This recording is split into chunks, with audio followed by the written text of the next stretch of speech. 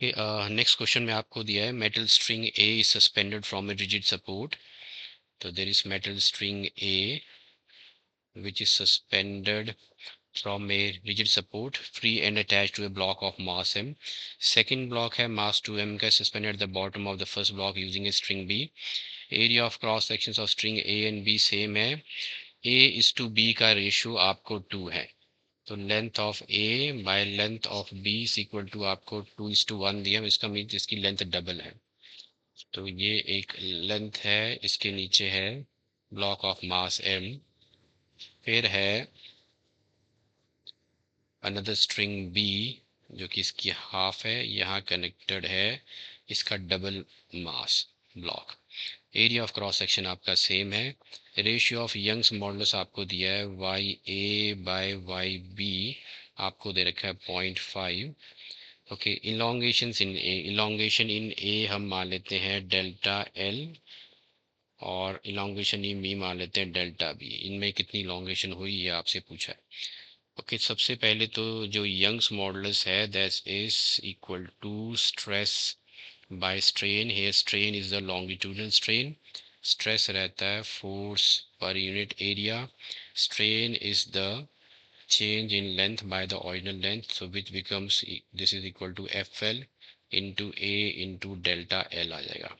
तो अगर मैं इनको क्रॉस मल्टीप्लाई करूँ तो delta L is equal to आ जाएगा F into L upon A into the Young's modulus.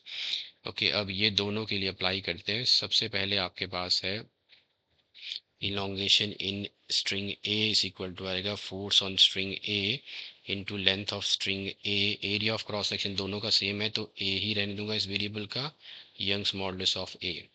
ऐसे ही आपके पास आ जाएगा elongation in B is equal to आएगा force on B into length of B upon area of cross section same है, Young's modulus of B.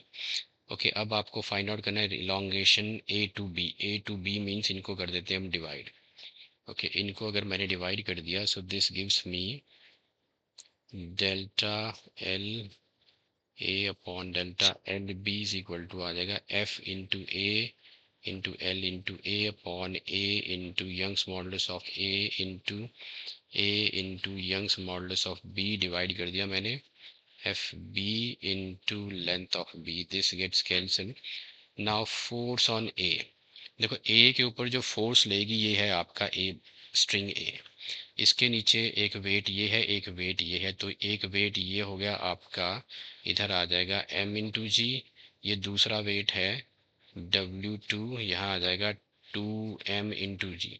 तो total force जो लगेगी स्ट्रिंग ए पे that will be the sum of these two weights means mg plus 2mg which is equal to हो जाएगा आपका 3mg. तो force on A is 3m into g into length of A. अब length of ए और B का ratio आपको दे रखा है, यहाँ मैं L A by L B इसको लिख लेता हूँ. ये आपको भी दे रखा है Y B by Y A, side पे लिख लिया. इनकी वैल्यूज में डाल दूंगा, इधर रह गया 3mg. और फोर्स ऑन बी, बी पे तो सिर्फ यही वेट है, on string B we have only this weight which is 2mg. तो ये आपका हो जाएगा फोर्स ऑन बी, ये आपका हो गया 2mg. ये कैंसिल हो गया, 3/2, 3/2 इधर आ गया. L A by L B आपको दे रखा है, देखो L A by L B आपको दे रखा है 2 into Y B by Y A. तो Y A by Y B देखा पॉइंट, तो यह आएगा 1/0.5. तो 1/0.5 यहाँ हो गया 10. तो 5 2 हो गया 10, ये कट गया 3 2 हो गया 6, 6:1 का रेशो आ गया आपका. तो आपका करेक्ट आंसर जो है वो है फोर्थ वन.